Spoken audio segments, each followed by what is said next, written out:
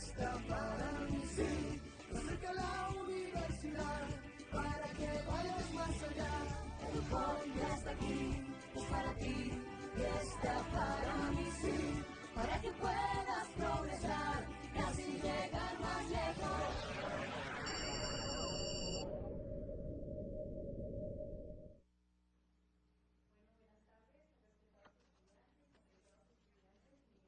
Gracias una vez más poder compartir con ustedes y que este sea un espacio de construcción de conocimientos, ¿sí? Recuerden que ustedes tienen el foro en el cual ustedes pueden ir participando sus inquietudes. Igual está la pregunta que está alrededor de todo lo que es la lingüística y acerca de lo que nosotros tenemos o entendemos o comprendemos acerca de la lingüística. A veces ese término nos da o nos causa a veces cierto temor, pero en realidad vivimos la lingüística todos los días y a veces sí sabemos, pero no somos conscientes de ello.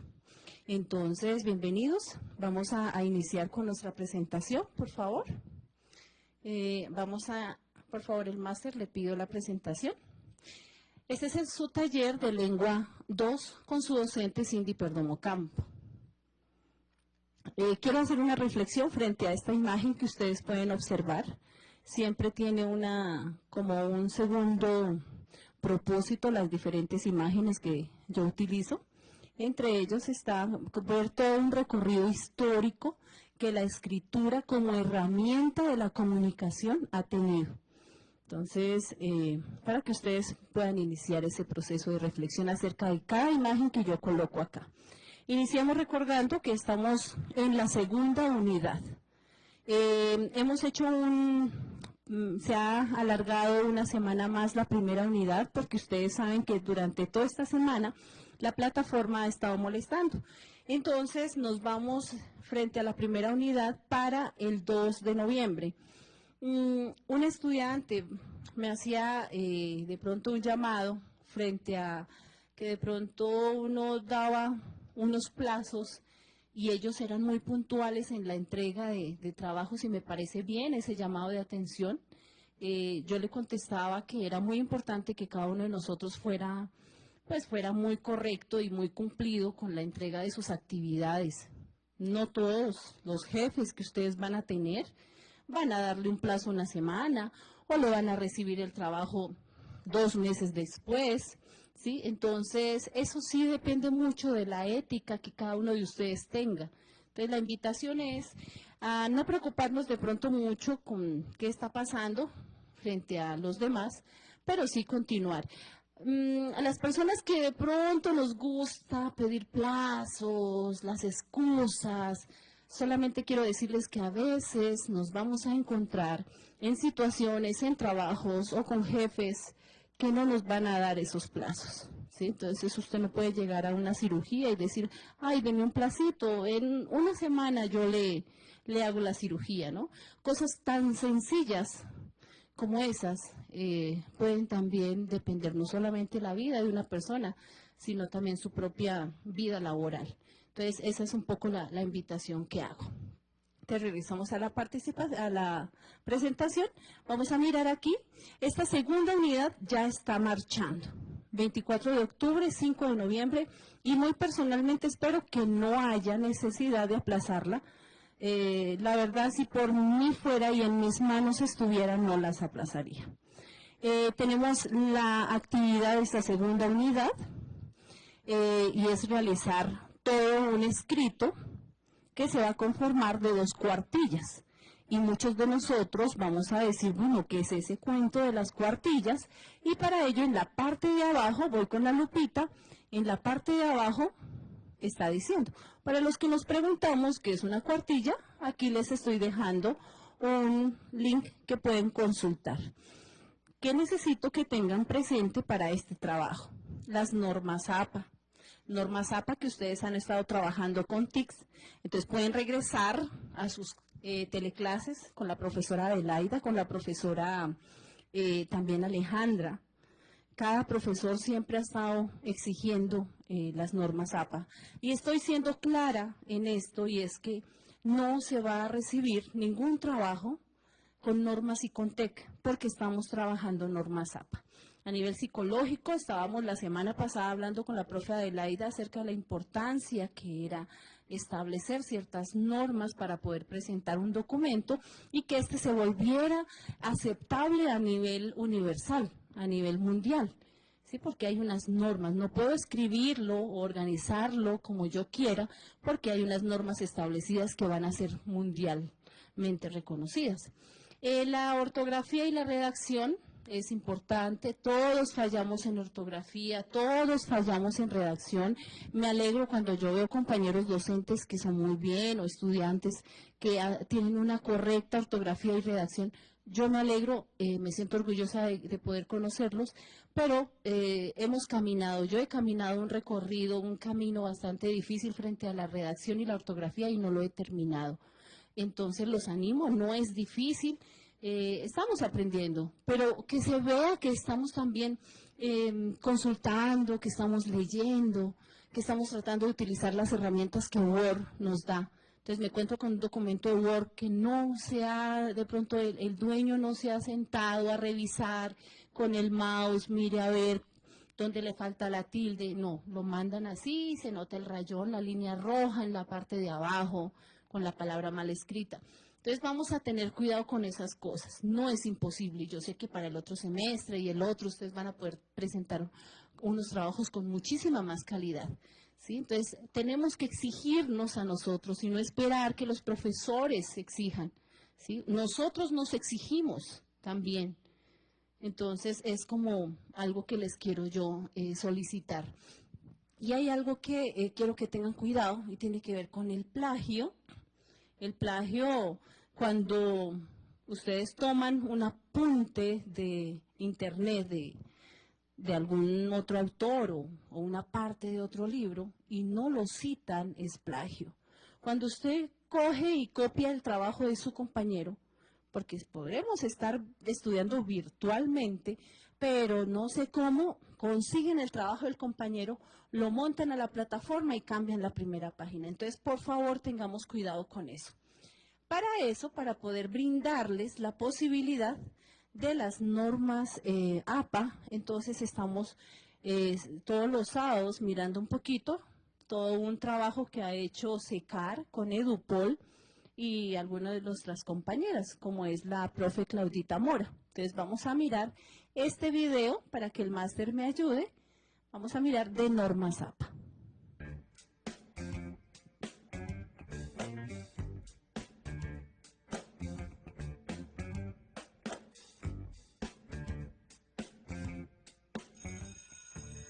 No, que la margen, que la portada, que la sangría, que el interlineado, no, mejor dicho, se muere uno más haciendo eso que el mismo trabajo. Ay, si ve que las normas los frenan a uno, eso preséntelo así que los profesores no se dan cuenta. ¡Listo! Hágale, y después cuando le pongan 0, no vaya a decir nada. ¿Y por qué no van a tener 0 si entregó el trabajo? A ver, ¿cómo te decimos? Refiscal. No nos van a pillar. Pues listo, cuando le pongan el 0, usted le explicará el por qué. Ven, pero ¿verdad por qué? Ah, ahora sí, ¿no? Pues porque las normas APA nos permiten tener un orden en el texto, facilita la lectura del mismo, ayudan a utilizar las ideas de otros autores sin citarlas. En fin, y lo más importante, el formato se califica. Pero entonces, ¿qué hago si yo no sé cómo citar un texto de más de 40 palabras? Fácil, debemos escribir nuestros propios textos y citar textos extensos que apoyen el nuestro. Por eso, las normas APA. ¿Otra vez con sus normas APA? Acuérdese que el trabajo que hagamos debe tener el formato, porque el formato se califica. Sigamos las normas. Sí, las normas APA te ayudarán a citar, es decir, mencionar a un texto específico. Por ejemplo, cuando tienes un párrafo de más de 40 palabras con énfasis en el texto, verificas lo siguiente. 1. Debes tener en cuenta lo que menciona el texto. 2. Debes contar el número de palabras que debe exceder a 40. 3. Sin comillas. En un párrafo aparte se transcribe el texto a citar. Finaliza con punto. 4. debes colocar el apellido del autor. Quinto, debes colocar el año en que se publicó el texto citado. Sexto, debes colocar la página donde se encuentra el fragmento citado. Séptimo, estos tres elementos se separan por comas y se encierran entre paréntesis. Recordemos, debes tener en cuenta lo que menciona el texto. Debes contar el número de palabras que debe exceder a 40. Sin comillas. En un párrafo aparte se transcribe el texto a citar. Finaliza con punto. Debes colocar el apellido del autor. Debes colocar el año en que se publicó el texto citado. Debes colocar la página donde se encuentra el fragmento citado. Estos tres elementos se separan por comas y se encierran entre paréntesis. Haciéndolo de esta manera, estás citando correctamente, utilizando las normas APA. El que sabe, sabe, dijo Néstor. ¿Ya? Ah, pues como me dice que... vámonos, que me encuentro con los amigos. No. Estimada compañera, desde que estamos estudiando, ay no, copia, plagio. Ay, se me olvidó. Y ahora con esto, no. Ah, pobres personas. Pero eso no quiere... Ah, ¿por qué? Porque... Ah.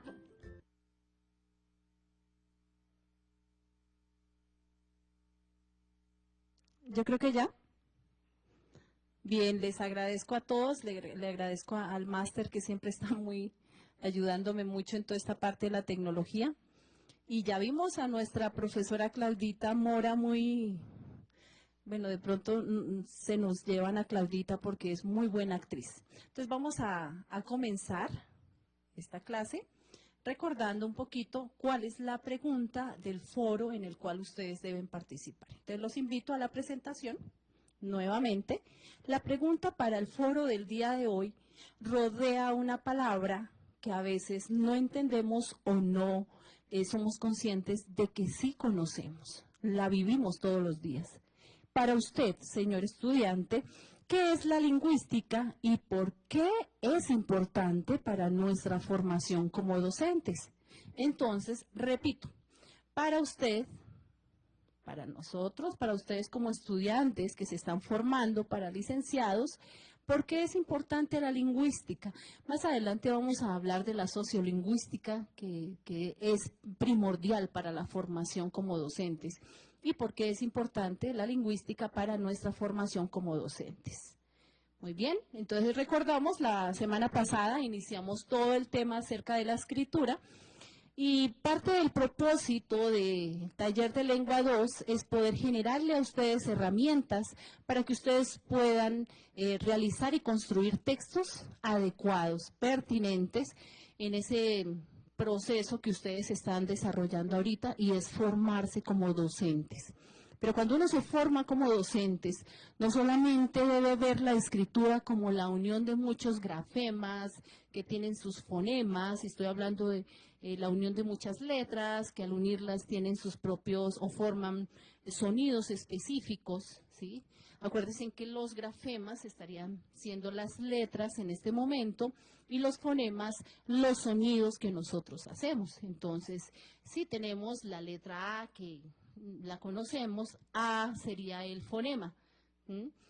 Toda esta parte lingüística es necesaria porque resulta que usted se va a encontrar con niños de diferente contexto, con niños que de pronto tienen un proceso de aprendizaje diferente al suyo como docente y diferente también al de los otros niños. Entonces, tenemos que saber de lingüística. Vamos a regresar a nuestra presentación.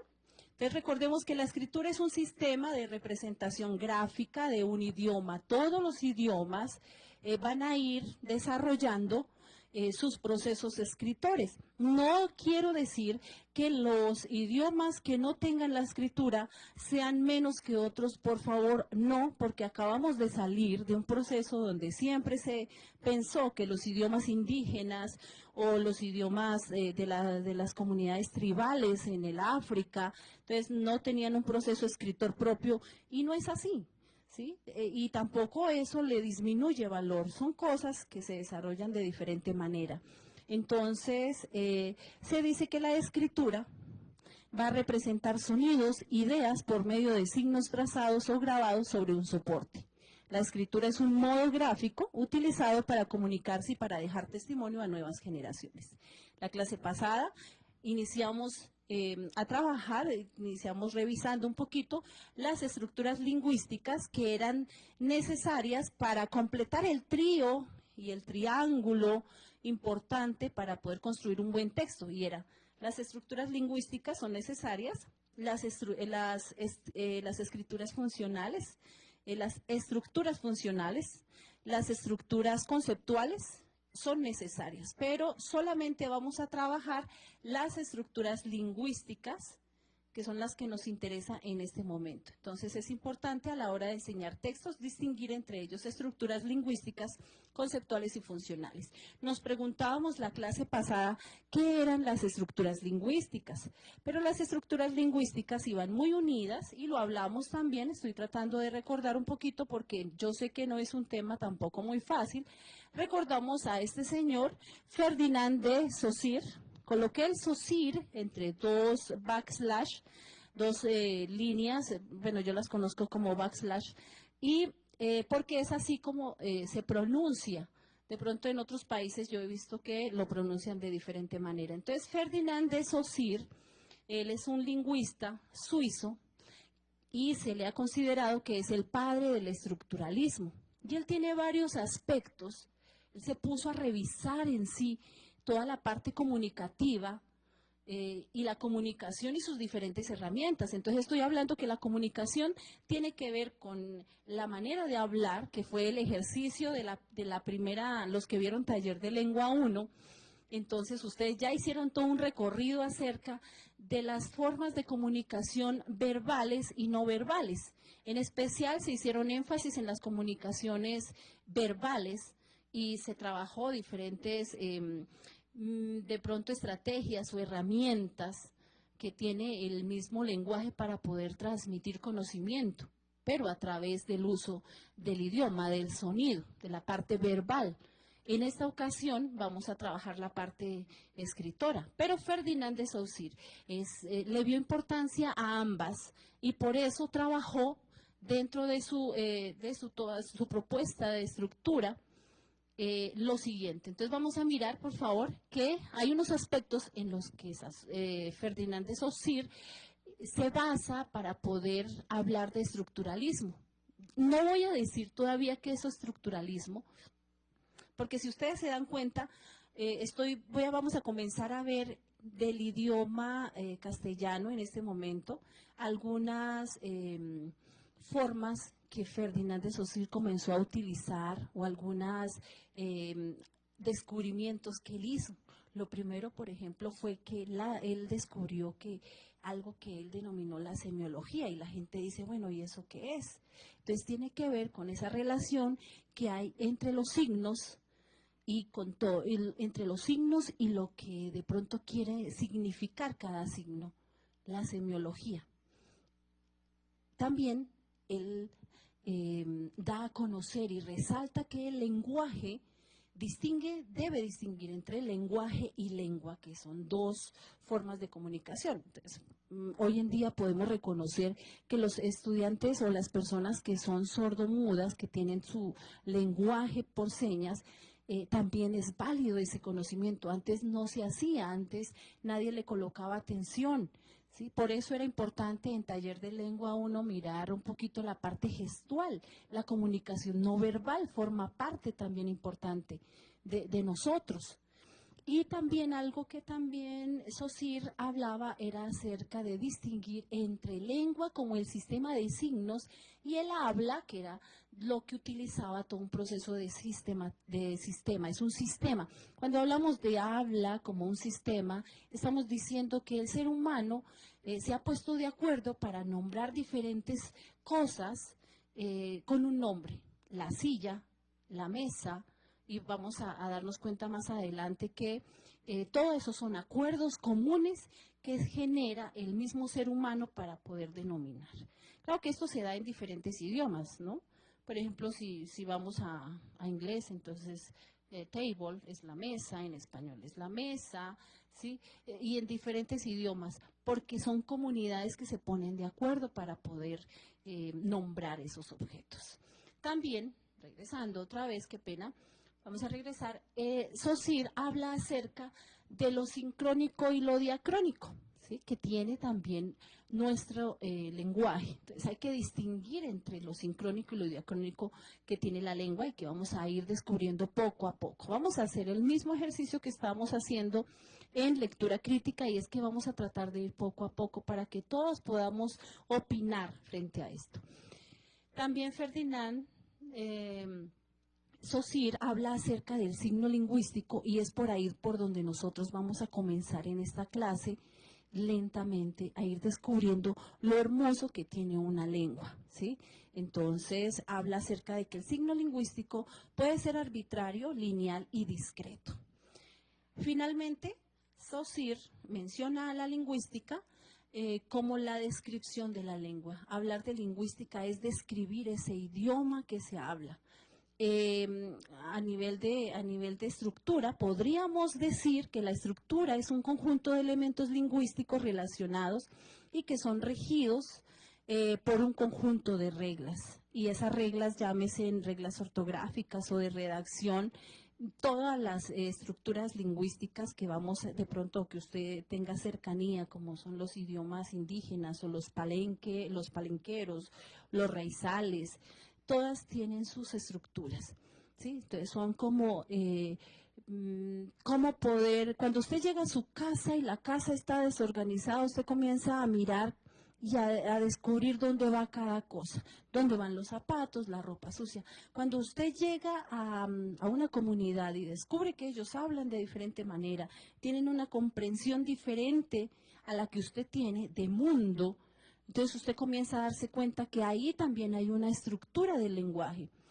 Cuando llegan los misioneros del Instituto Lingüístico de Verano, que fueron los primeros que de pronto comenzaron a trabajar la lingüística en las comunidades indígenas aquí en Colombia, bajo ciertos acuerdos con el gobierno, ellos comienzan a descubrir que también tenemos verbos, sustantivos, que tenemos una estructura gramatical, como la tiene también el castellano. Entonces, a partir de eso, se comienza a enseñar a escribir a los más pequeños el mismo idioma.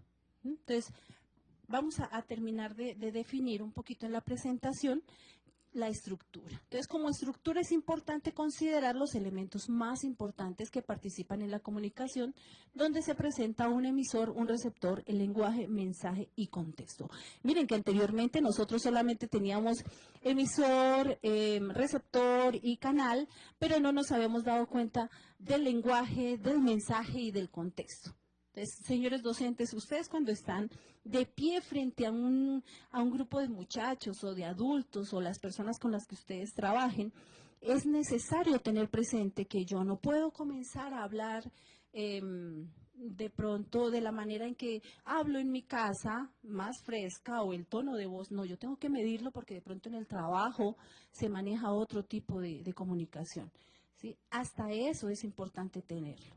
Para mí no es fácil, pues, pero aquí de pronto uno aprende a manejar poco a poco otro tipo de lenguaje, otros tipos de expresión, estar acá sentada, ¿no?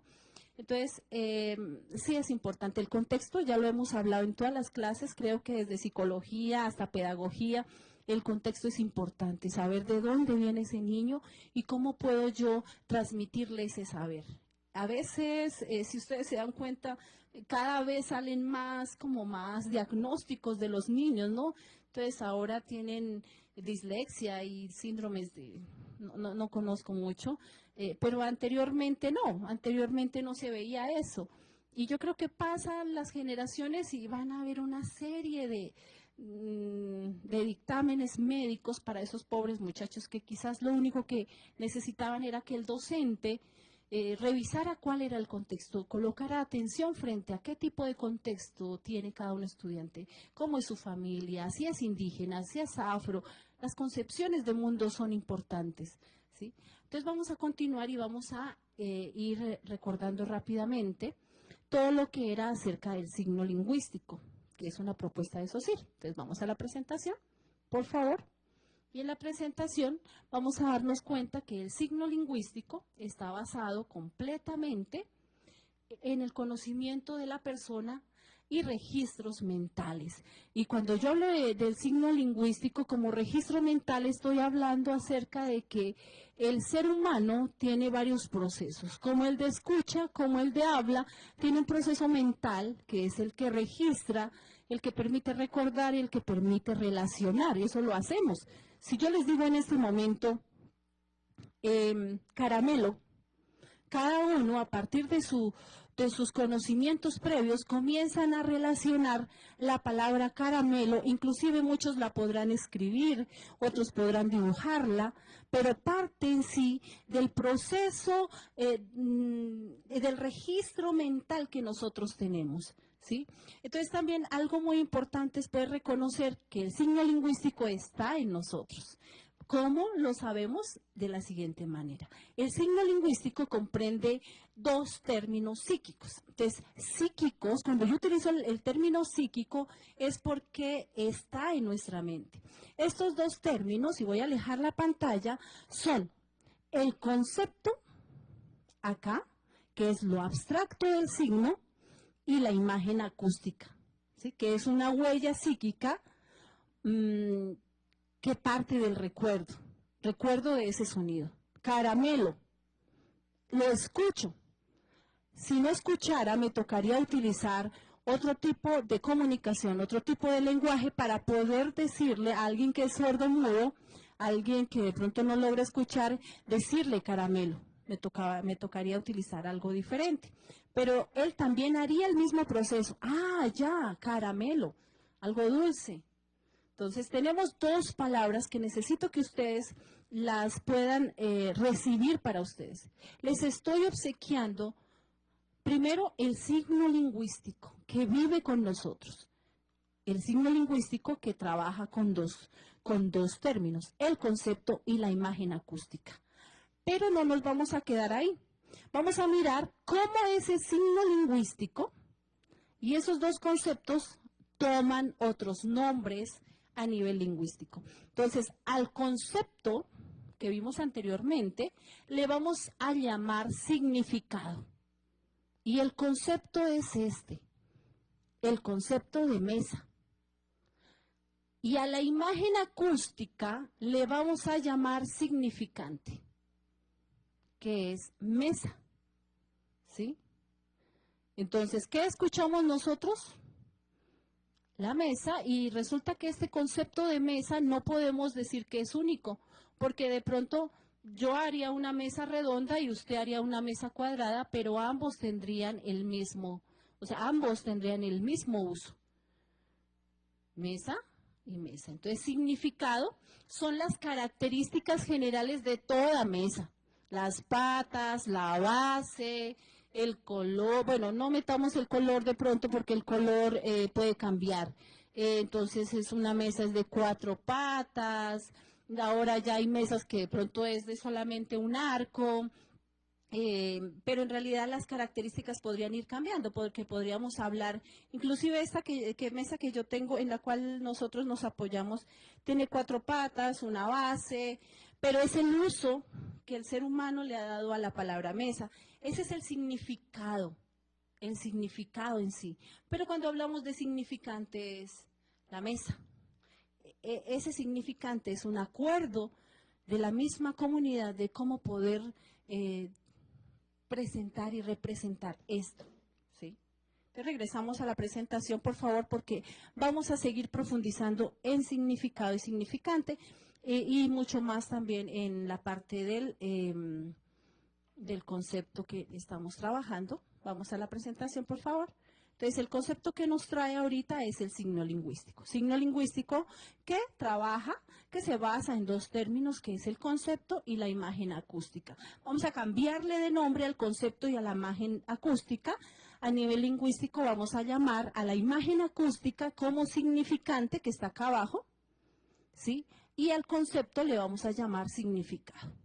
Pero ese signo lingüístico tiene unas características que necesito que ustedes coloquen mucha atención. Entonces, Entonces, vamos a nuestra lupita. Se me perdió mi lupita, aquí está la lupita. Características del signo lingüístico. Hay una característica del signo lingüístico que le vamos a llamar, que es el de la arbitrariedad. Y uno diría, pero uy, lo arbitrario, yo suena como árbitro. ¿Se acuerdan en lectura crítica, antes del parafraseo, que decíamos que era necesario que pudiéramos utilizar nuestros conocimientos previos? Entonces hay que utilizarlos. En lingüística, en el signo lingüístico, la arbitrariedad, tan raro, pues, o sea que no concuerda. Pues sí, no concuerda.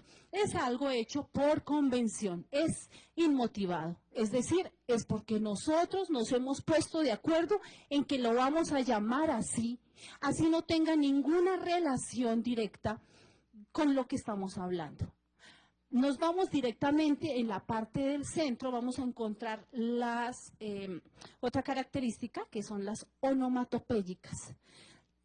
Y estas características del signo lingüístico nos van a dar claridad frente a la parte de arriba.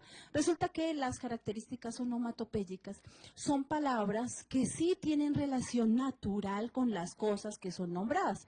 Por ejemplo, si yo les digo miau, miau, inmediatamente nosotros relacionamos ese sonido con un gato. ¡Miau! Es una característica onomatopéyica porque la relacionamos a nivel natural con el objeto que queremos mostrar. ¡Wow! ¡Wow! ¡Wow! Es un perro. Bueno, pues no ladro muy bien, pero pues más o menos. Entonces, si ven la diferencia entre lo arbitrario. Por ejemplo, si vamos aquí a esta palabra banco, que nos va a servir para varios ejercicios, o aquí a esta palabra gato, uno diría, en el idioma Nasayuwe, en mi idioma, uno dice, no dice gato, uno dice mish, mish. Y el mish es el gato. Pero en castellano uno dice gato. Acá está el gato, ¿sí? El gato, mish, ¿sí ven? Son arbitrarios. ¿Por qué lo hemos llamado como gato? Porque anteriormente la primera comunidad que había, pues se puso de acuerdo en llamarle gato, ¿sí? Pero está la característica onomatopéyica que tiene que ver con la relación directa. Inmediatamente pensamos en la vaca. ¿Sí? Entonces, si ustedes se dan cuenta, todo lo del signo lingüístico sí lo tenemos, vivimos con ellos a diario, pero es necesario poder reconocer. Entonces, ¿qué hizo este señor Fernández Saussure? Lo que hizo fue reconocer todos esos aspectos, todas esas características que tenía el lenguaje. ¿Sí? Entonces, él se sentó y dijo, mire, hay palabras que no tienen nada que ver como lo llaman, vamos a denominar eso de pronto arbitrarias, pero hay palabras que son naturales, que se relacionan en cómo suena, vamos a llamarlas onomatopéyicas, ¿sí? Inclusive aquí hay más, hay otro ejercicio y regresemos un poquito a la presentación, y en la presentación, en la última parte, vamos a ver la monosemia. Y la monosemia aún confundiría más el castellano, que es un idioma muy complejo, muy bonito, por cierto. Y la monosemia nos está diciendo que a veces nos vamos a encontrar con objetos que se llaman igual, pero que si usted ve, no tienen ninguna relación. Ni siquiera el banco tiene bancos para que la gente se siente, ¿no? Son completamente diferentes, pero aún así reciben el mismo nombre. Cartas de jugar, hacía el ejercicio pasado, o cartas de enviar. Entonces, todas estas partes de las características del signo lingüístico. Pero resulta que también dentro de ese signo lingüístico vamos a diferenciar tres clases de pronto de esos signos lingüísticos. Entonces nosotros vamos a tener los signos artificiales como los íconos. Entonces, voy a permitirme leer. Dice, los signos artificiales han sido creados por el hombre. Por eso está aquí la escritura, porque la escritura es una herramienta creada por el hombre, ¿sí? Entonces, entre las herramientas creadas por el hombre vemos un mapa, una fotografía, un dibujo, el alfabeto, la clave Morse, entre muchos otros signos artificiales que no dejan de ser signos lingüísticos. Tenemos signos naturales, no para nada complicados, los signos naturales, que si la fiebre, lo que me estaba sucediendo ahorita porque estaba como con ganas de estornudar, entonces, o cuando uno tiene sueño, ¿sí? Todos son signos naturales que se representan unidas a la naturaleza o a la situación del ser humano ahí. También tenemos algunos símbolos que también han sido construidos por el ser humano, que las banderas, los escudos, que tienen un significado especial para una comunidad determinada. Yo no puedo aquí izar la bandera de Brasil porque no soy de Brasil. En cambio, el 20 de julio, el 7 de agosto, izamos nuestra bandera de Colombia porque representa algo para nosotros. Y tenemos algo que son los índices o indicios. Oiga, esa huella, ¿sí ve? Y la huella va hacia el norte. Eso quiere decir que alguien está yéndose hacia allá. Oiga, hay humo. Ah, el humo. Eso indica que están prendiendo fuego o que hubo un incendio. ¿Sí ven los índices o los indicios? Y todo eso forma parte del signo lingüístico y de esa tarea bonita que hizo Ferdinand de Saussure para poder clasificar. Entonces, él estructuró, le dio estructura al lenguaje. Y no solamente al lenguaje, porque ni colombiano era, ni español, era suizo. ¿Sí? Entonces, miren que este ejercicio del estructuralismo nos sirve para todos los tipos de lenguaje. No sé idioma de señas, pero me imagino que en idioma de señas o en el braille, que es para, la verdad no sé si estoy pronunciando bien braille, pero es para los ciegos, ¿sí? Me imagino que ellos tienen estructurado también su forma de comunicarse, ¿sí? Para poder finalizar, vamos a recordar, recuerden que, perdón, porque eso lo hice como en taller de lengua 1 lo hice, y fue un poquito trabajar un conocimiento al final, un recorderis. Igual esto les va a quedar a ustedes en todas sus presentaciones para poder ir mejorando algo. A eso le hemos llamado huegia. Huegia es viento en Nasayú en mi idioma, y el viento trae consigo conocimiento. Cuando el abuelo habla, cuando la palabra del abuelo se pronuncia, no solamente sale aire, sale conocimiento. Entonces, vamos a recordar aquí la preposición a, ¿sí? Que es una palabra que relaciona los elementos de una oración. Aquí podemos ver, hay preposiciones de tiempo, dirección, precio, día, repetir dirección, y cada uno de ellos nos va a permitir a nosotros poder redactar mejor un texto. Bien, entonces aquí les recuerdo un poquito, les queda la biografía de donde consulté y la webgrafía de donde consulté toda esta parte y la biografía acerca de la investigación. Pues muchachos, yo les agradezco mucho, de verdad, agradezco mucho su atención.